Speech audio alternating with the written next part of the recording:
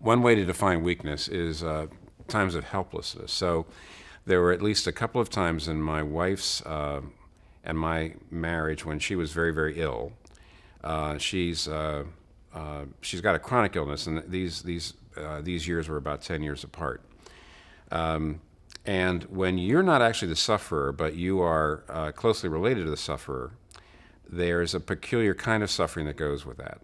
When you're not the one in pain or you're not the one dying, but you're the one who feels helpless, and there's a particular kind of suffering that goes with that. And so during those periods, and Kathy and I both look at this, back at this, in those periods, God gave us the gift of prayer, a gift of prayer that we still have that we wouldn't have had otherwise.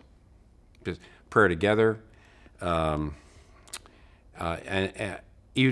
everybody wants to go deeper in prayer, and there's all these books on going deeper in prayer, but there's actually nothing that helps you go deeper in prayer than just being absolutely helpless. You know, from the ends of the earth I cry to you, Psalm 61, and that's one way God's been faithful. I would say one other thing. You could also define weakness as my weakness in my ministry is that I'm not a particularly good I'm not very good organizationally. A lot of ministers are like that. We're kind of prophets, not kings.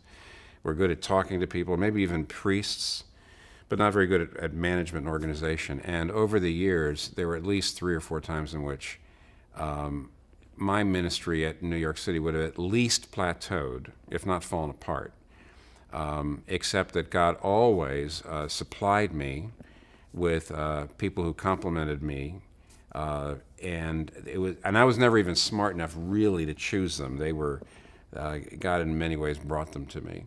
So sometimes I've experienced God's faithfulness in my weakness when He keeps my weaknesses from hurting other people.